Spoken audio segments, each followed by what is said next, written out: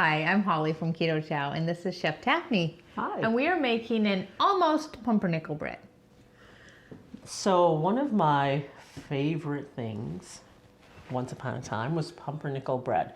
And I realized after I had made another recipe, I think muffins maybe, with Keto Chow, that I could probably make a savory approximation of my beloved pumpernickel bread.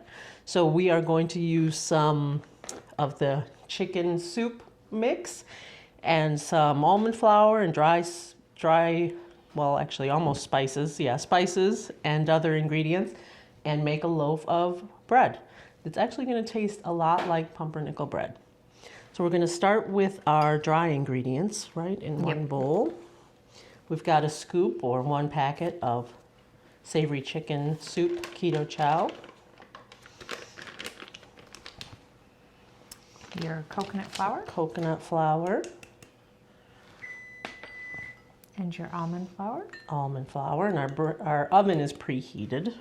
Heard it beeping there. That is your flaxseed. Ground flaxseed. Your baking soda. That's baking powder. I need to get the baking soda. I just realized this recipe has. That's all right. We'll work. It's fine. Will it work? We'll use it. Yeah, Sorry. It'll work. No, that's okay. That's all right. It's been a long day. We've been cooking up a storm. And some cocoa powder, which is actually a traditional ingredient in pumpernickel bread. It gives it some of the color and flavor that you would expect. It's one of those secret ingredients. And I'm going to whisk this together.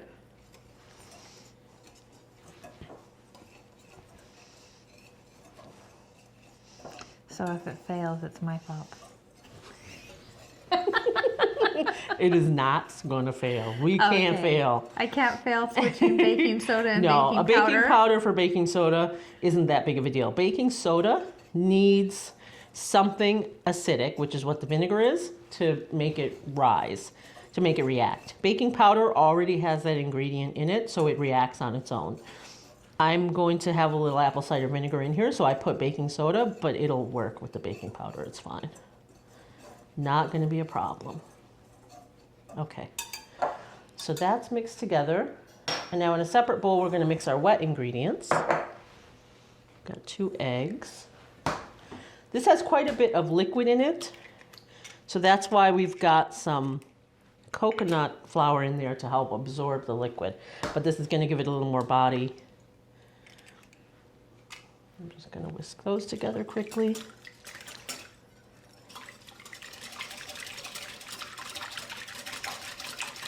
I want to learn to whisk that fast.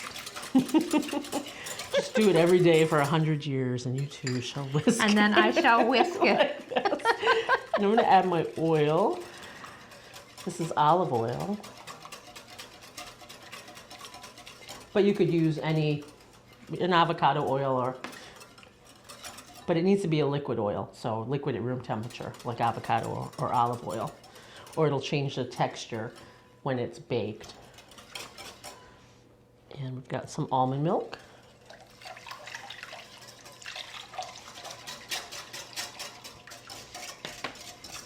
And a little apple cider vinegar. So the apple cider vinegar is going to help to replicate that sort of sourdough flavor, which is what I love. And we're just going to need those caraway seeds. Those caraway seeds. Yeah. And so now we're just going to pour, whoops. I like that. It's been the theme of the day. We're just going to pour our wet into our dry. And I'm going to use a spatula to stir it. Otherwise, it's just going to stick in the tines of the whisk.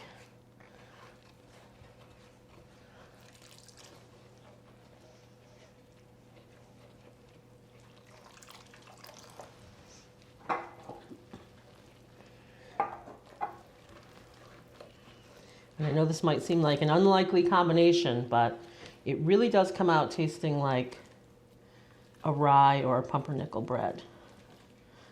And you can toast it. Toasted bread? It's been a long time since I toasted bread. Yeah, and it's going to be a little bit wet. It's a quick bread, sort of a batter versus a dough. So don't be shocked if it looks a little bit wet. as the coconut flour and the Keto Chow and the flax work, they'll start to absorb that liquid.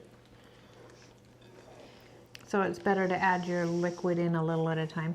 To start out with, just to give it a chance to absorb, and then you can just mix it all in. You can see it's starting to tighten up already.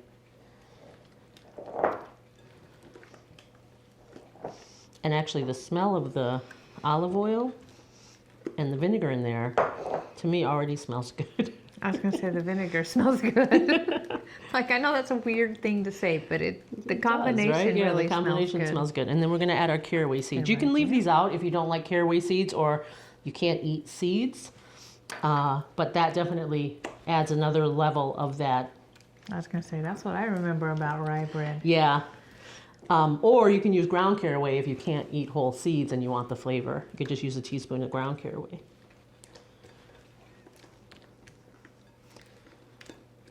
All right, I think that should do it. Okay. We've got a buttered loaf pan.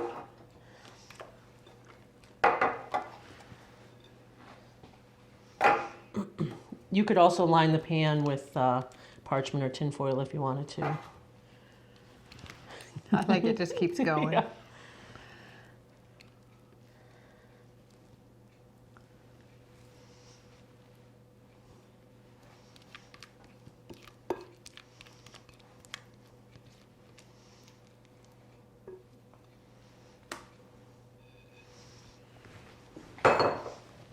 And we're just gonna spread that out. Get it as level as possible. Actually, you can even spread a little bit out towards the edges into the corners, because as it cooks, it'll come back to the center and rise in the center again. So you don't be afraid to fill those corners. Alrighty. And that's it. We're going to bake it at 325. I think it's about 40 to 50 minutes. 50 minutes. So. And we've just pulled our pumpernickel style bread out of the oven. It raises up really nice, but it will come back down a little bit because most of the structure is based on the eggs in the mixture. That's okay. It'll still taste delicious. And I'm actually just going to tip it out of the baking pan onto a cooling rack to let it cool completely. Cools better outside. It's still a little hot, so I'm trying to do this gingerly. Try not to burn yourself? Yes. And there we go. That's our almost pumpernickel Keto Chow bread.